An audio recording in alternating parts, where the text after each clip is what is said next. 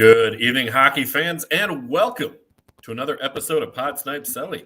My name is Dan Bradley. Alongside me is the recently deafened Joel Fernino. Based on that reaction, Joel, you hearing okay? No, it's a smaller cord. I was bumping into it, so I'm clumsy. Anyway, Dan, how's it going? Wow, doing all right, man. How about you? God. Did you hear that? Hear what? I've been talking so much hockey that I've now gained a Canadian accent. Eh? I say, how's it going? Going. Or is that Minnesotan? It's a little of both. It's South Canada. It's the same thing. Anyway, how's it going? You just wanted to call it South Canada. That's the whole reason you just did it. I didn't until I started to ramble, and then I thought about it, and I was like, I want to call it South Canada now very quickly. It was quick. It's like quick math, but it wasn't math. It was quick grammar. That sounds about right. HP's ready to call you one of us. I'm not ready to call him one of us yet. Not until he does something like maybe go to the Minnesota State Fair. I am also a very big proponent of what's it called? Poutine is highly overrated. You can stay in Illinois for all I care. Yeah, poutine was very much overrated. I'm pretty sure the place you had it probably sucked more so than. I mean, that probably had something to do with it, and I don't want to name drop the place because outside of the poutine, the place was amazing. Yeah, it may be, but I mean, good poutine is primo. Good stuff. Hot take. HP already wants to get you to the state fair, which I would like to. I need to get that big. It's that cookie thing. The big Sweet Martha's cookies. Sweet Martha's cookies. Yes, that is on that's a food list of mine, like a foodie list outside of Chicago that I need to try. Yeah, we got to get that. We got to get you your pork chop on a stick. We got to get you your pronto pub. Back up. What? All sorts of stuff. I'm just going to rattle. Pork chop on a stick? Why not? You're going to learn real quickly that everything at the Minnesota State Fair is on a stick. I mean, I figured that was just any state fair anywhere, but especially Minnesota. Can I get sushi on a stick? You can. You can get beer on a stick. How the hell does that work? It's a paddle, but it's still on a stick. But I can't. Start the show. No, I want to talk Minnesota State Fair now. You got me going on that. We got to get you there. We got to get you to the state high school hockey tournament. We got a lot of Minnesota things that you need to experience before you're one of us. I feel like the thing outside of the NHL I would want to go to first would be the Frozen Four out of anything. I mean, that's fair. And Frozen Four coming up quick here. I know, didn't they just select the selection Saturday or Sunday or whatever just happened? Yeah, bracket is set. Games I want to say start this weekend for. Got a lot of Hawks prospects representing in that tournament. The first couple of rounds, yeah. There's something like it's like 5 or 6, I think. Well, when they had Minnesota and Michigan played last weekend in the Big Ten tournament, there were 26 NHL drafted players between the two squads for that game. So, I mean, there is a ton of talent in college hockey right now. And I'm trying to remember his name. We talked about this a little bit on American Beauties last night, our interview with Josh Boyko there, that because of COVID and how that changed things for college hockey for a couple of years. That's a good point. There is so much talent in collegiate hockey right now because players were granted an extra year of eligibility. Mm-hmm. So you've got some schools with like fifth-year guys. You have Division I guys that moved to Division III. The transfer portal opened up, so instead of having to sit out a year after transferring, it's automatic. You're through and you're playing. So college hockey is really almost at a peak right now. And if you're not watching the Frozen Four, you're not watching the regionals, you're really missing out on quality hockey and the next generation of stars who are going to be making their way to the NHL very soon. And especially Blackhawks fans, check it out because a lot of our future is playing. A lot of the Blackhawks future is playing. A lot of the Arizona Coyotes future is playing. They'll trade him away anyway. Who? The Coyotes. Who? You think they're going to trade Logan Cooley? They'll trade they'll trade everybody away in favor of taking on players' contracts that haven't played in 5 years. You know, the Coyotes Twitter likes to troll, and they trolled us when they beat us, and I was like, really? You're taking pride in beating us? Mm-hmm. Yikes.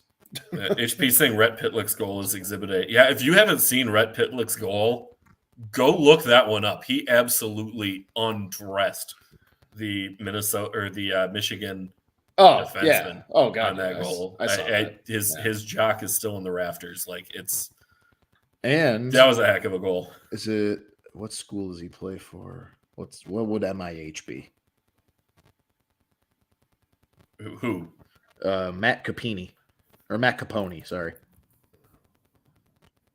You spell that? Oh, COPP. Oh, he's with Merrimack. Merrimack, yeah. He pulled out a game-winning goal. He pulled out a heartbreak Kaner goal, Celly.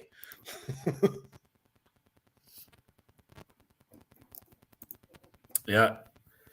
Sorry, I was just looking up some notes here. I was like, did I break together? You? No, you're good. You're good. Let's get into the NHL news of the day. The big story here is the NHL signing a 10-year partnership with Fanatics. By the way, Sam's saying she'll be at Frozen Four regionals. Oh, so yes, if there's anybody that's playing in Allentown that you want to, Sam, get a scouting report on, talk to Sam. I follow you on Facebook and Twitter, so I will be keeping a close eye on your reports on any of the Hawks prospects that are playing.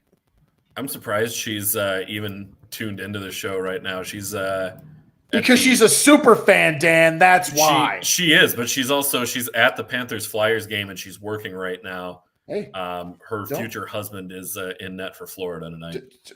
I actually thought you were serious for a second, but then I forgot her obsession with Alex Lyon. Yeah. Hey, don't you question our super fans. They can watch and listen wherever the hell they want to watch or listen. I'm not questioning. I'm just commenting on how impressed I am that she's finding time for both of us. We can count how many super fans we have on one hand, so don't question them. I didn't say I was at all. One thing that is drawing the question of some of the fans around the league, though, is this 10-year partnership. A lot based on Twitter's reaction today. Jay Fresh, for those who are familiar with his Twitter account, he put up a poll that was, are you for or against the partnership with Fanatics? And it was like 95 to 5. Yeah, that was... It's the most lopsided Twitter poll I've ever seen because it had probably 10,000 or so people who had voted on it at that point. I'm gonna pull it up to see what the final numbers, counts are. Yeah. But while you're doing that, getting into the partnership deal here, for those who aren't super familiar with Fanatics, they are a company that is trying to become, in a way, the Amazon of all things in and around sports, whether that is apparel, whether that is sports cards, whether that is sports betting. They're going to be launching a sports book, whether that is eventually possibly moving into ticketing and revenue there. Fanatics is trying to, the way that Amazon took over and became everything after starting out as just books, it's that same way that Fanatics is kind of taking their approach to the sports world. They're based on the reactions. People have not had particularly good experiences with Fanatics. Joel, you mentioned that you personally haven't had any bad experiences with them. No, I also can't. I've never bought a jersey made by Fanatics specifically. I have a jacket, which is a nice jacket, and then I have like a few them, and I like them. Mm-hmm. Am I frozen or are you frozen? One of us is. We both froze for a second. Issues. Now we're Okay. good. right. By the way, I found the final numbers of that poll. Sure, hit us. So the exact question was: are you happy that NHL on ice jerseys will be made by Fanatics for the next 10 years? And there were just over 18,100 votes for four. Oh, it's still up. It's still going to be up now for 13 hours. But as we sit here now, 18,000 plus votes. Dan, do you want to like take a guess to where the percentages lie now? You saw it. You and I saw it this morning. So. I'm going to say it's leveled out a little bit, but I'm going to say probably about 90-10. Not too far off. At 92-8? Exactly. Or am I going the wrong direction? 92-8. That was going to be my first guess, and I was like, so that's too high. 92% say no, they are not happy with it, to the 8% that say they are happy with it. You were just explaining the whole thing. It's a good way to put it, too, the whole kind of Amazon, but for sports apparel thing. I would fall under the third option in there, where it's kind of like, I mean, I'm just kind of meh, whatever. Look, there were a lot of people that were up in arms about it, like ready to burn down the Fanatics headquarters as a result. I don't really care that much. I don't know. Like, my thoughts are, it's not the hockey up, it's not the NHL apocalypse, but at the same time, there were so many other better options for a profession, for one of the top sports leagues in North America to go with.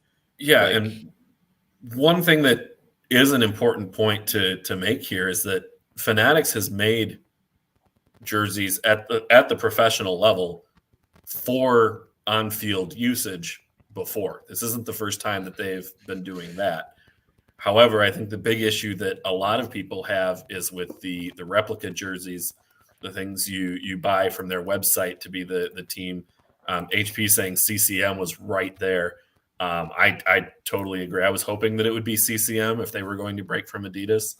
I thought Adidas's approach to the reverse retros was awesome.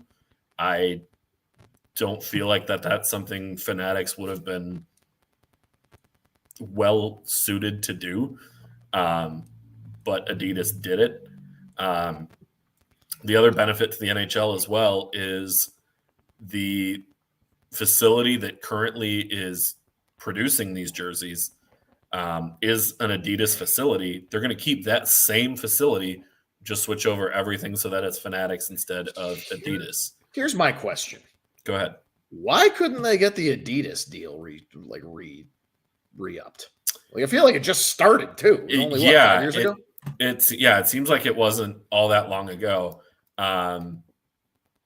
They've been producing the replica. Fanatics has been producing the replica jersey since 2017.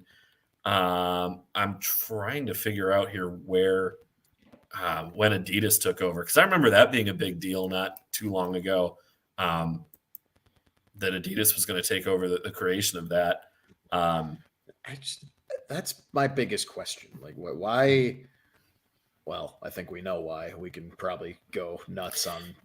We don't want to cheapskate, but we don't want to say that that's the reason, but it's hard to see anything else as to what it would be. The whole thing is, you look at every major sport. Every major sport right now is under Nike.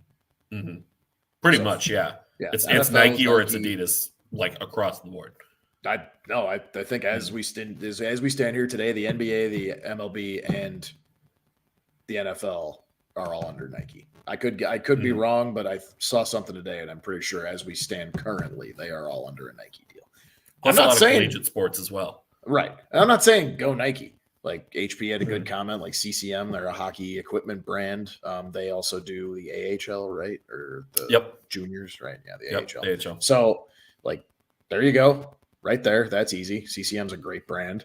I mean, I would personally not have liked Reebok either to go back to Reebok. Those jerseys were meh. Yeah, some of those really were big misses. Let's just say when they went to Adidas, I was ecstatic. Oh yeah, and they crushed it with the Right, exactly. And I just don't understand why they couldn't get another deal done. Like they proved that deal paid for itself probably tenfold. I don't have the actual numbers or anything, but that deal absolutely paid for itself for the league. Yeah, and when you think with all of the revenue that was lost during the pandemic, Adidas stabilized things from a financial side in a way that I do not think Fanatics could do. And beyond that, you're talking about a 10-year deal.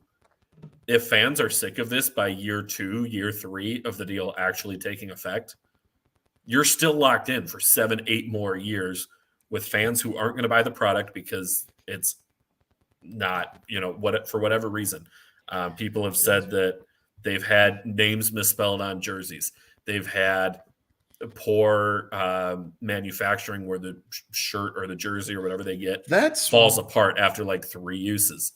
They get issues with it, like stuff being screen print or not screen printed, but like heat pressed on and coming off after like 2-3 uses. Or it's those types of issues where I'm like, all right, now that the chips are all in the middle of the table now, like you're making replica jerseys, like, yeah, you should take pride in everything you're making. I'm not disagreeing with that, but it's stuff like that now they are the official partner of a major sports league. I would imagine that stuff gets rectified. Yeah, sure. I mean, I would certainly hope so. That's why I'm like, I'm not sitting here again, like half of Twitter was like up in arms. Like, yeah, it's plenty of bad experiences. I personally have not had one. I've always liked Fanatics, but it's stuff like that. Like they're going to get a much bigger budget because of the, fat check the NHL is going to write to them. However many times it is, right? Like they'll have better budget. Like you said, the same facility, like it's owned by Adidas. So it's like the same thing anyway. That's why I'm just in the middle. I'm just like, it is what it is. Maybe we all, like everybody gets completely proven wrong and they knock it out of the park. But at the same time, you had much better options. And there's a deeper rooted thing here with more examples now, more big examples of Bettman just absolutely not giving two shits about what the fans or players or whoever think. Yeah, I think that's part of the bigger issue is that I agree. Like the NHL had to know that fans weren't going to be happy about this. And I mean, they had a statement very quickly to try and like appease fan fears about it, which tells me they knew that fans weren't going to like it, but they didn't care and were just going to go ahead and do their own thing anyway, which is kind of what Bettman has done for years. Like fan interest, the things that fans want to see in the game, whether that's going back to the 1-8 playoff format. You had one of your biggest stars, Sidney Crosby, saying, hey, we need to get back to this format because the number 2 seed and the number 3 seed in the conference should not be playing each other in the first round of the playoffs. And that's happened in the East for how many years now, where you've had, Toronto and Tampa Bay and Boston all right there and playing each other in that first round of the playoffs. That one in particular, they're going to do their own thing. And that's becoming really off-putting to fans. It sounds like it's starting to become off-putting to players as well. Not that there's much they can do with that till the CBA comes around. But yeah, I'd like to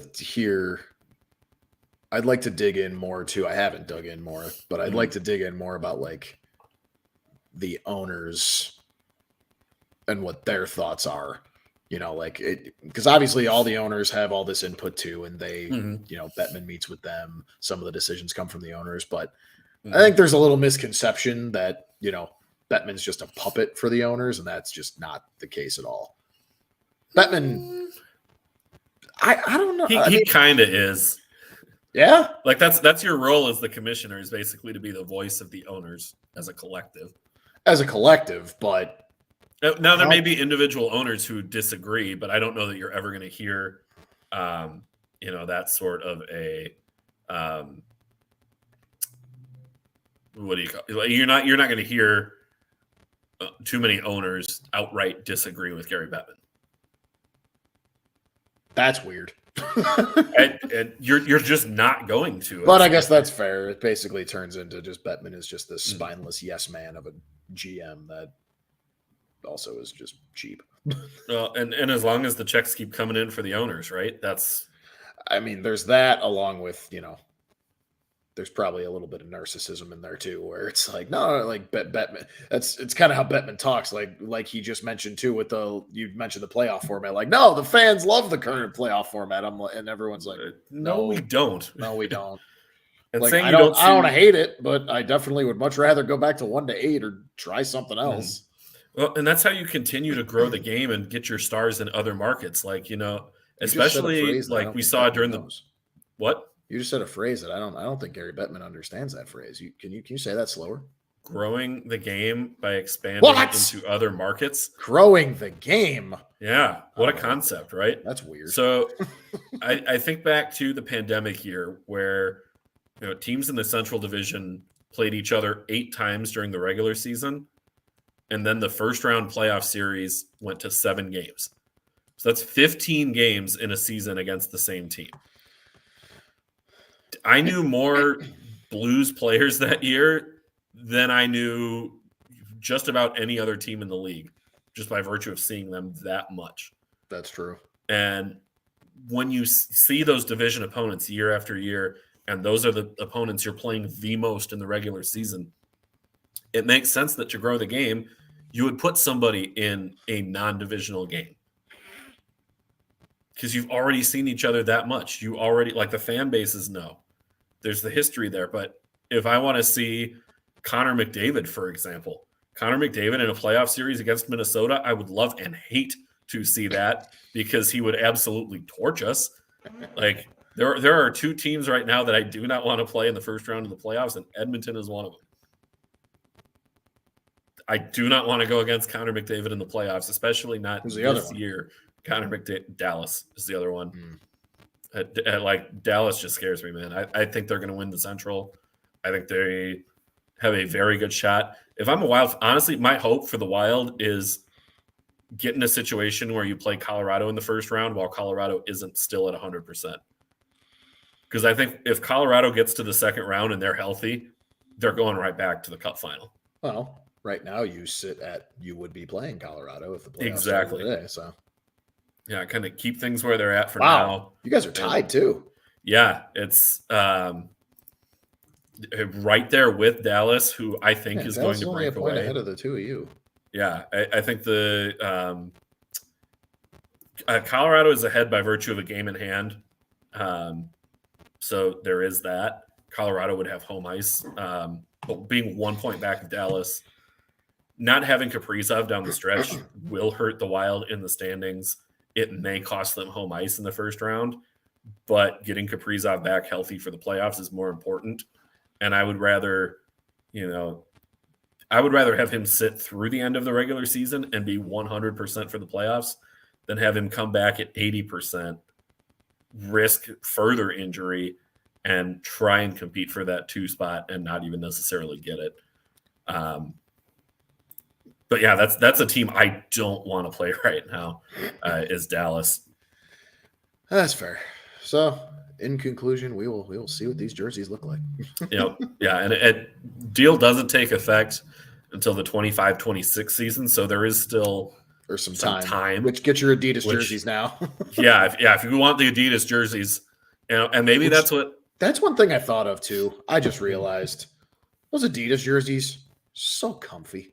They are. They really are. The fabric and just stitching. It was all so perfect. Damn it! I need to go, but there's nobody to buy. I have nobody to buy.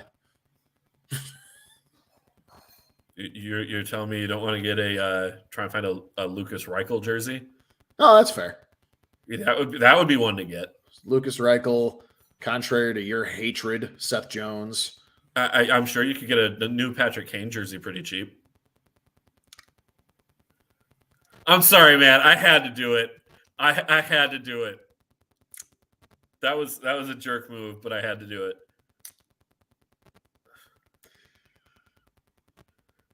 Go to the next fucking segment. Yeah, that's fair. Looking ahead at the NHL Awards, I mean, we know that the scoring race is McDavid's to lose. He's going to win your heart as MVP. He's going to win Ted Lindsay. Like, they've taken down those odds because we know he's just going to go. I mean, what about those stupid bettors that are like, yeah, I'm going to toss some money on a flyer and it's not going to work? Yeah, it's not going to work. Starting with the Vezina, it seems like that one's all but a lock for Linus Ullmark at this point. Just looking at the numbers, Ullmark is minus 3,000 to win the Vezina. Next Good Lord. Ilya Sorokin at plus 1,800. So you got a 5,800 point swing. I mean, yes, there's still some time left and anything could happen. At plus 1,800, I would do that. I mean, just talked about stupid bettors, but Ullmark is obviously running away with it. But I mean, there's definitely just voter. You don't really know how the votes could go. That plus 1,800 could make you some nice money there. Well, and if Boston really falls off, like if Ullmark starts giving up 4 goals a game down the stretch, and Sorokin is able to carry the Islanders into the playoffs and put up some good numbers, maybe add a couple more shutouts along the way. Right. Could he play his way into that conversation? Absolutely. To me, though, just looking at the numbers right now, Ullmark is so far ahead of everybody else. Save percentage, he's rocking a 9.35. Next closest.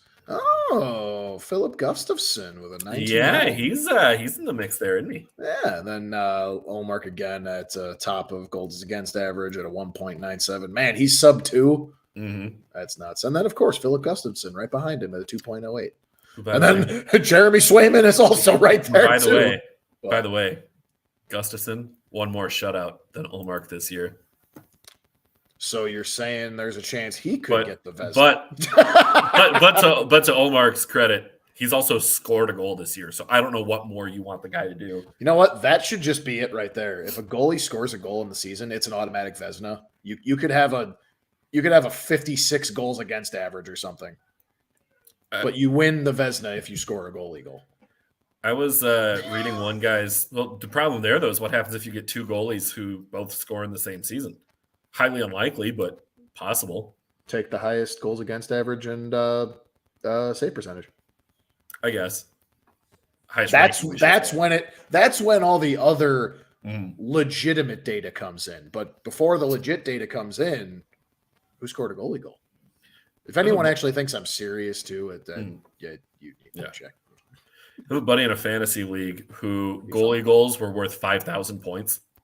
So if that's amazing. Yes. Yeah. If a goalie got one, it's like guaranteed, like you win that week. I love that. Which honestly, I want to adopt for our league. It's a nice little wild guy. I could do that. I could switch it up. I'll do it. I'm not in the playoffs anyway. Goalie goals are worth, a plus 100 to every category for our league that does categories.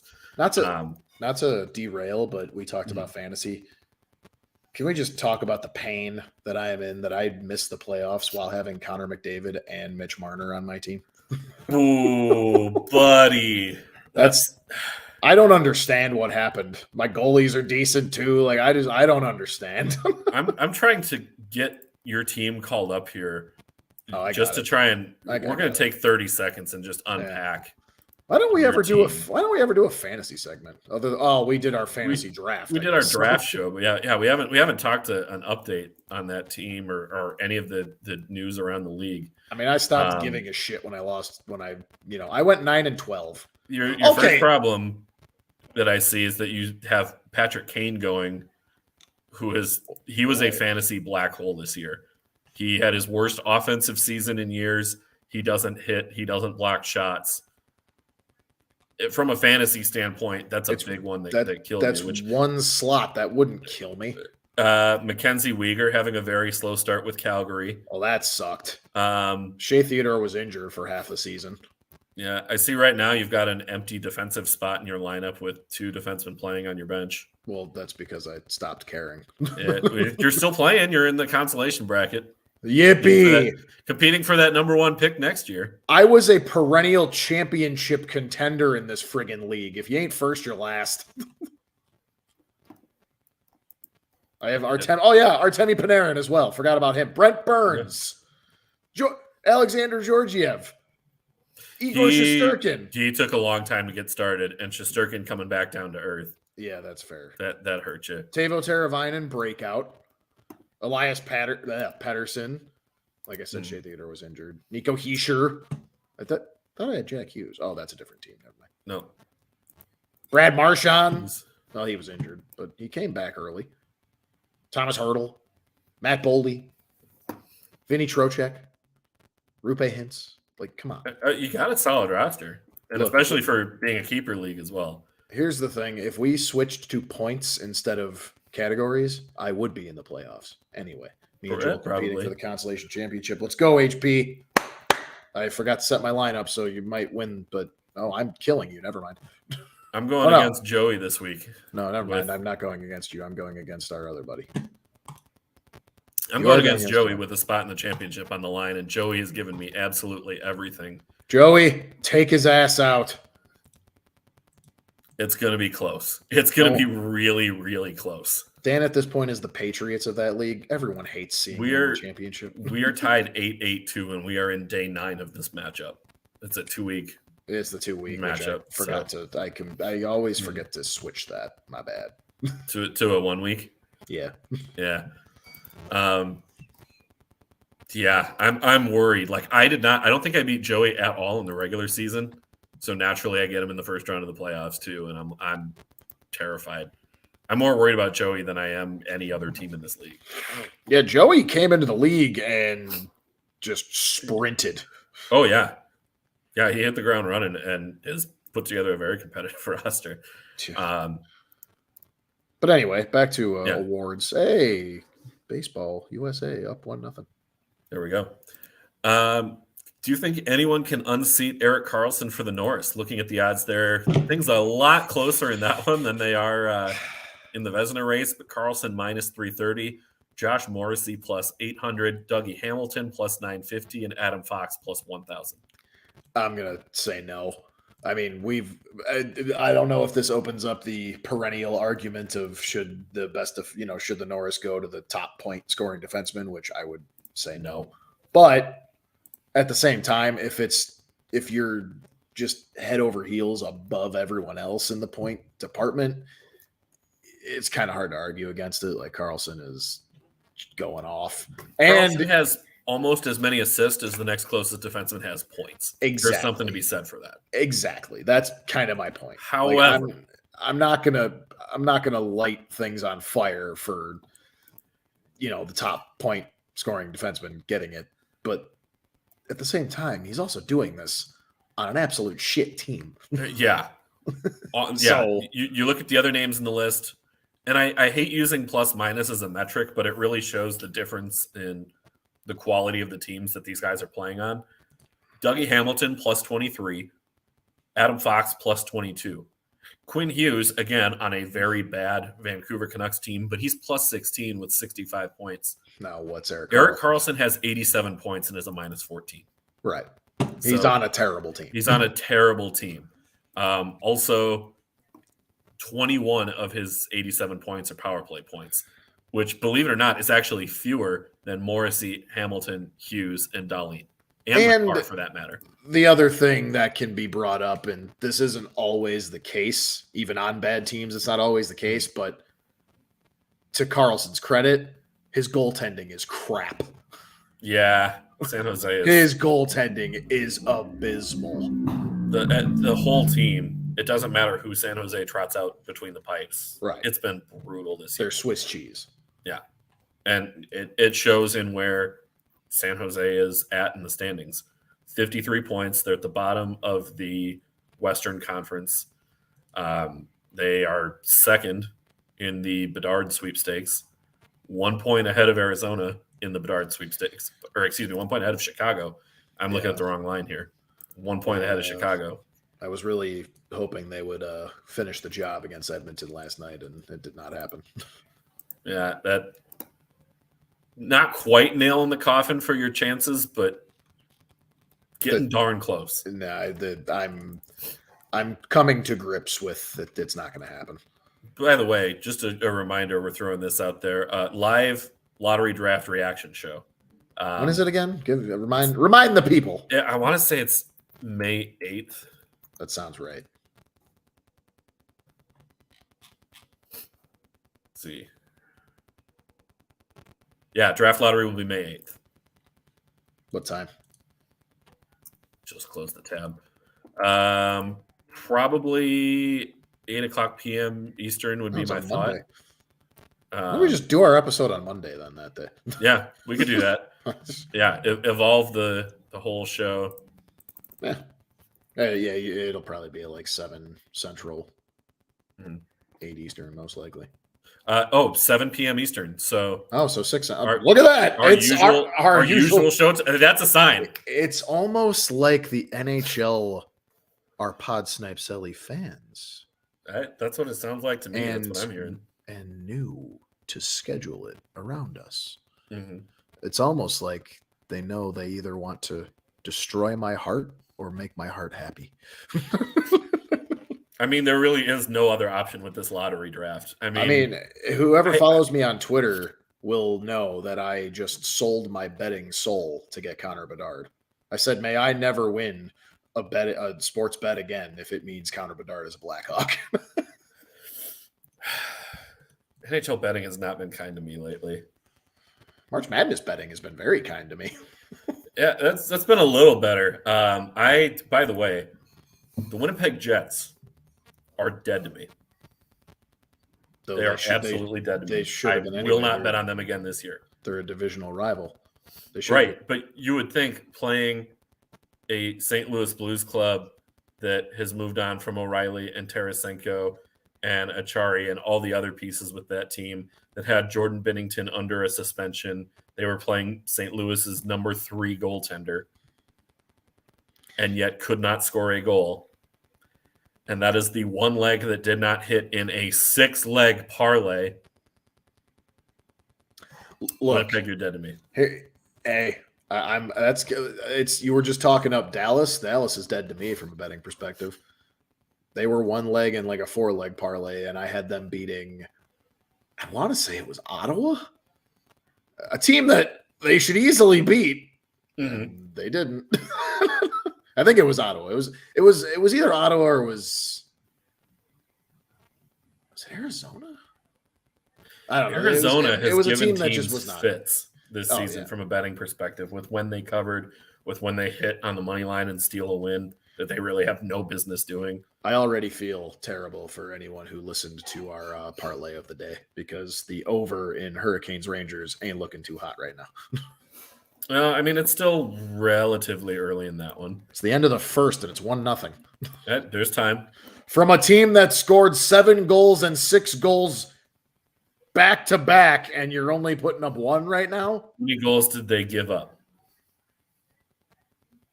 Okay, 0, but still 6 and 7. The over still hits. There's time. Okay, be patient. All right, okay. Speaking of guys to give some time to, Matty Beniers and Stuart Skinner. Those are your front runners for the Calder Trophy. Matty Beniers minus 700, Stuart Skinner plus 1,200. We've said for months now that it's probably Matty Beniers and the Calder, but Stuart Skinner kind of playing his way into that conversation lately. 22, 14, and 4 on the season, 2.9 goals against average, 911 save percentage. Really seeing the Lions' share of the work in net for Edmonton, and especially when they went out and signed Jack Campbell this offseason, you thought he was going to be their goaltender for the foreseeable future. Skinner coming in and steadying things has really catapulted things for Edmonton, keeping them at the top of a very tight Pacific Division race. We've got Vegas and the Kings at 92 points each, Edmonton at 88. Skinner is making a case for himself here. Yeah, and I also see, didn't I, at the beginning of the season, I had picked Mason McTavish to win the Calder. That was kind of... I think that was your pick. It was. I have to go back and watch. It was kind of off a whim, and damn, I was close. But yeah, no, it's definitely going to be Matty. If it's not Matty Beniers, that's wrong. Beniers having a solid season as well. And of course, being in the tight playoff race with Seattle, really helping out his case as well. 19 goals, 30 assists, 49 points this year for Matty Beniers. Veneers is a special player. He's going to be very good in Seattle for a long time. Plus, he's got Shane Wright coming through the ranks behind him as well, assuming Seattle holds on to Shane Wright at this point. They absolutely should. Don't listen to the. They should, but I mean, they really messed things up for him earlier this year. I guess. Yeah. It kind of makes us all wonder. It's interesting. There's like no argument to be had as we sit here with 10, 11 games left in the season. Yep. Yeah. As we sit here with about 10, 11 games left in the season, there's like not really an argument for any of these awards.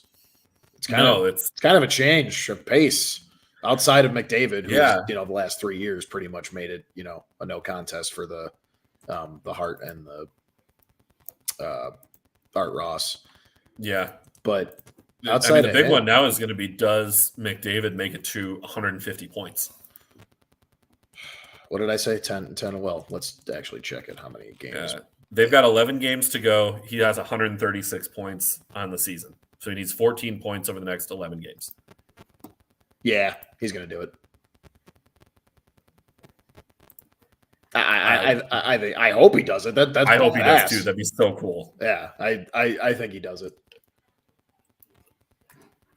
Like, it's hard to believe that even a couple years ago we were thinking like 120, that would be like outstanding for McDavid, and he has completely blown that out of the water with plenty of time to go yet this season.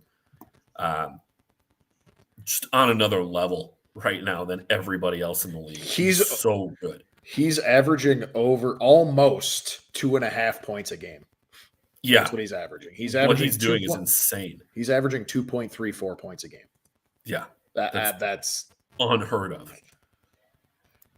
In this league for a long time, nobody has been at that level. It's no wonder his betting odds for scoring not just over 0.5 points, but over 1.5 points in any game you bet on him now it's like minus 300 is like the lowest odds you ever see for it, because it's like he's probably going to do it.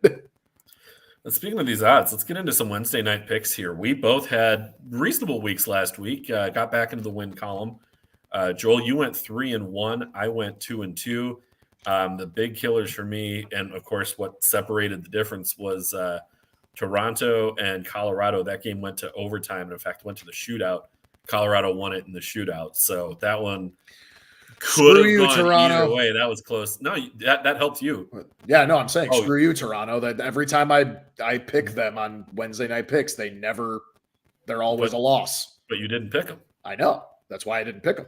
I finally went against chalk. Yeah, and then the other one that sank us was Buffalo blowing a big lead against Washington. They were up 4-1 in that one and lost 5-4 in overtime. Logically, we had the right pick. Should have worked out, and they just imploded. But still, getting us back in the win column, getting us closer to 500 on the season. Joel closing in on 80 wins overall. Let's see if you can get that this week, starting with the Pittsburgh Penguins plus 140 at the Colorado Avalanche minus 160. Colorado. I'm not even. There's nothing to talk about here. It's Colorado. I mean, at home, the Penguins are trash. 4-game losing streak for Pittsburgh, but they were hot going into that 4-game losing streak. They were on a tear. They were looking like they were going to get back into playoff contention. Do you know who saw that not being sustainable? Here's a very scary thought for you. The Penguins right now are, give me just a moment. What? They're 2 points out of a. I'm doing math. Or 1 point out of. They are 9 points away from being in that top 10 for the draft lottery, which is where they would have to be to potentially get Connor Bedard to Pittsburgh. Ew. Yeah. But I can't be a hypocrite. I would say that is still good for the league. A market like Pittsburgh, that's better for the league than if he goes to Columbus or San Jose. Arizona. I could at least hear the argument for Anaheim of pairing him with Trevor Zegras. Still a smaller market. I could hear that, but I can hear that just because of that. But that's not as good of a market as those other destinations. Which is again why I say he's, as much as I hate it, he's going to Chicago, and I've already accepted it. He's not. We're not going to get the best odds. You are trying to anti-jinx it. No. Back up. Everyone needs to hear this. Hang on. No. You don't even know what I'm going to say here. Yes, I do. No, you don't. You're telling me I'm trying to anti-jinx it. I'm saying I was going to say we're both trying to do it. Yes, and I am the one that called you out on anti-jinxing, even though I was also anti-jinxing. And it's just, I said I'm coming to grips with we're not going to get him, and I have not come to grips with that. It's just like I haven't come to grips with I 100% have already accepted Bedard is going to be a Blackhawk. There is nothing I can do about it, and I'm just going to have to deal with it. The only coming to grips moment for me that he's not going to be a Blackhawk that like won't make me just total deep hockey depression is as long as we get Adam Fantilli as a consolation prize. And if we don't get either of those two, I know I've heard, this Mitchkov kid is supposed to be great. There's another kid that's supposed to be really good too. I forgot his name. Yeah, Leo Carlson. Leo Carlson. The other one right at the top of the draft. No, that's not who I was thinking of though. That's not? There's another one then. Those are kind of the top four. There's a fifth. There's a fifth one in there that I saw going third at one point. That wasn't Mitchkov or Carlson. Will Smith, maybe? No. What? He's gonna be a great fighter. He's just gonna slap people the whole time. Zach Benson, Braden Yeager, Dalibor Dvorsky. All right, never mind. Any of those guys ringing any bells? No, either way, yeah. So those top four, like I get it. Mitchkov and Carlson sound good too, but I've seen enough. Oh, you're gonna hate this.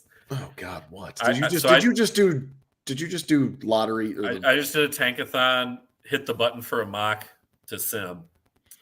We dropped down to fifth. That's like the most common one. Hawks dropped down to fifth. First in this mock with simming the lottery, Connor Bedard goes to the Columbus Blue Jackets.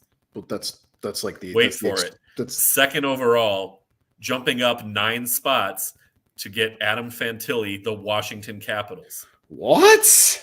This is how you sim the lottery and anything can happen. Yeah. The third overall pick, jumping up 9 spots, the Ottawa Senators to get Matvei Michkov.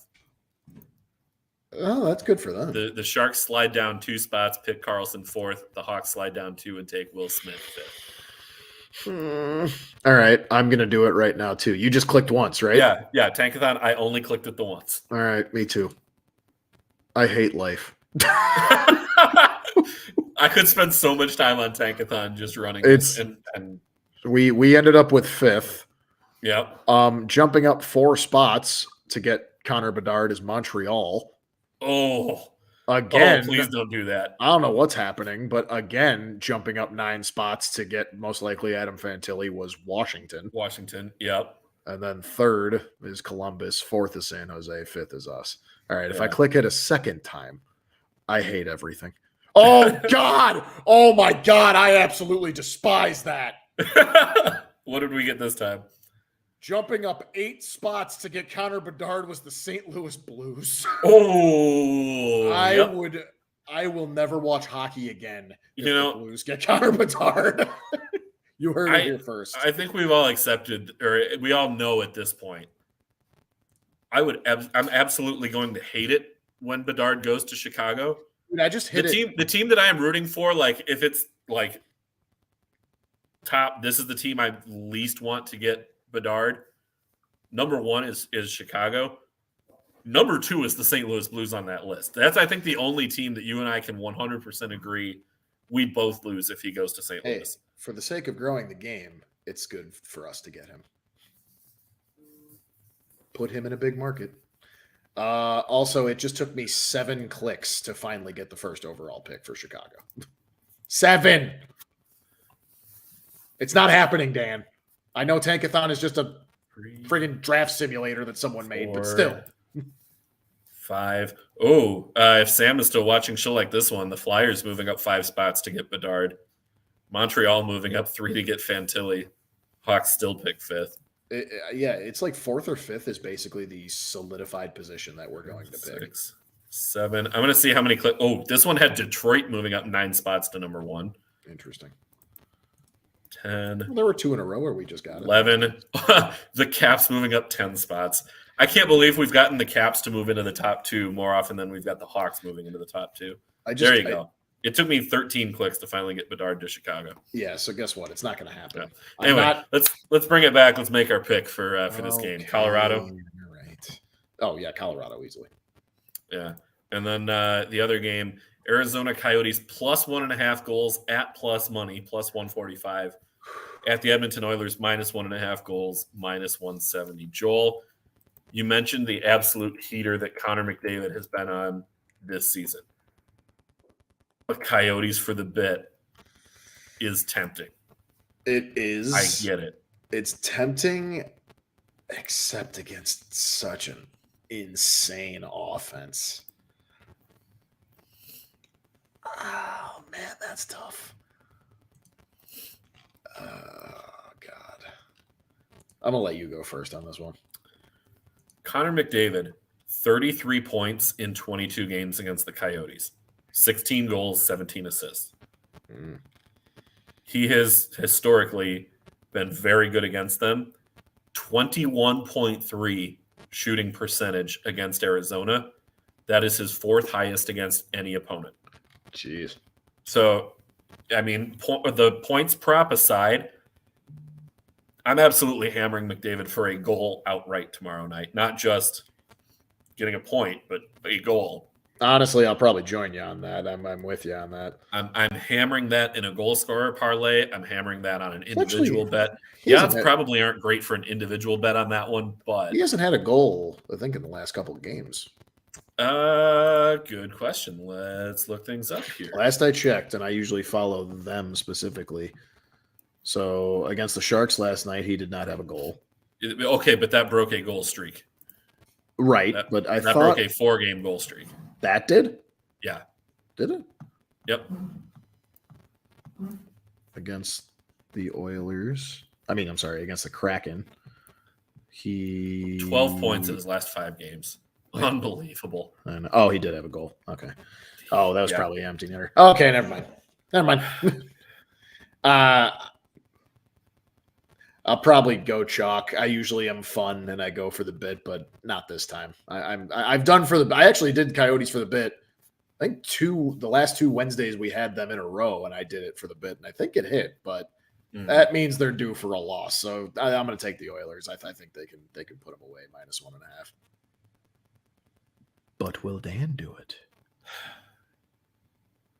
We are rapidly running out of chances for me to try and catch up to you this season on the all-time picks board. We're running out. I'm holding on to a slim lead this season. It's close. It is a 2-win lead for me this season. But overall, I'm down on you by 5. So do I try and hold on to the season lead and take the season title? Or do I push to try and get back into first place all time? You tell me. I can read you like a book.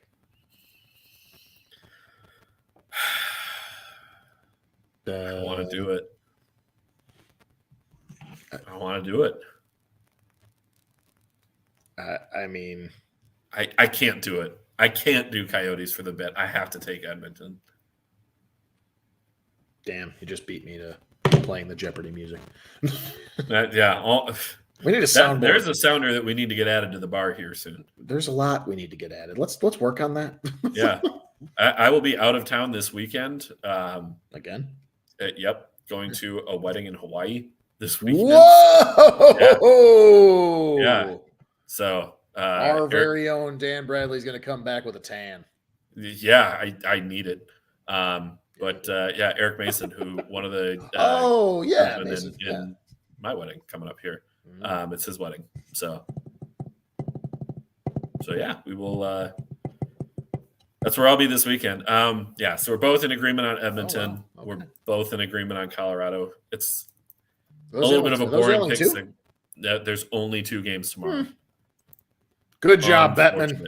Yep. Yeah, we have, if I counted right, I think it's 14 games tonight. Yeah, it sounds right. 13. 13 games tonight, 10 of which, by the way, already in play. So just bang up job on the scheduling there. With 2 games tomorrow. Right. Yeah. Canadians up 2-0 on the Lightning halfway through the second. Love that. This over in the Rangers Hurricanes is not going to happen. That's okay. Coyotes and the Jets. I hope the Coyotes beat the Jets. See, that's the other reason I can't go with Coyotes for the bit, is because Coyotes are playing tonight. Mm-hmm. They're playing Winnipeg, then they're traveling to Edmonton. Edmonton fresh, no travel. Ooh, let's go Anaheim. Beat Calgary. Yeah, I hope they both lose. What? That's not how that works. Oh, come on, come on, Blue Jackets. You could beat the Capitals. They're down 3-1. Yeah, I know. It's only the first intermission. Come on, Blue Jackets. Joel, let's put 2 minutes on the clock here. You've got 2 minutes for roughing for us this week. I do, don't I? You do. Uh-oh. You didn't pick something, did you? No, I didn't.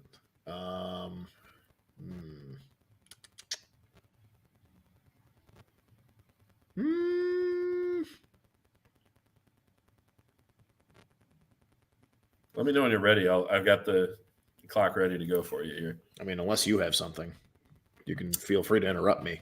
But yeah, let me grab something. I can think of something. Unless you got something ready to go, then I could just take it 2 weeks. I didn't prep anything because I thought you had it this week, but then of course I do. Your schedule changed, and then that threw a wrench in things. So. Yeah, that's fair. Yeah. You know what? I guess again, that's always like a good thing if nothing's bugging me, right? Like it's pretty. Do we want to just call it a penalty-free week? We can't do that. Yeah, we can. We've done it before. No, we haven't. Yeah, we have. Have we? We did our first penalty-free week earlier this season. Did we?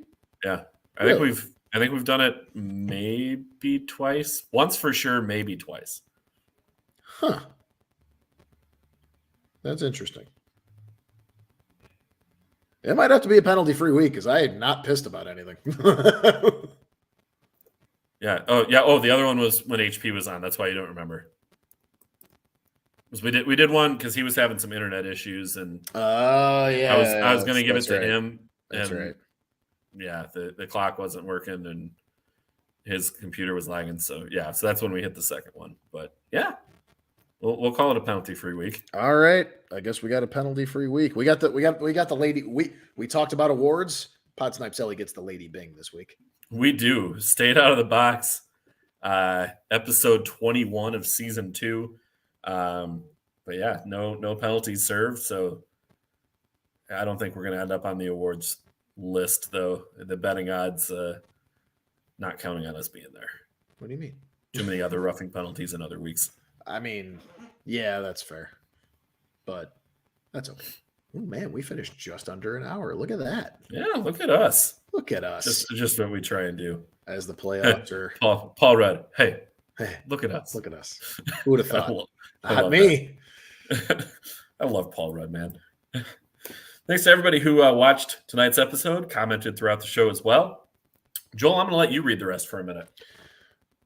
Be sure to like, subscribe, and follow us on Twitter, Facebook, and YouTube at Snipe Celly. Do not include the exclamation points. And that's all tonight, folks. Have yourselves a great night. And for Dan, I'm Joel. We'll see you. What?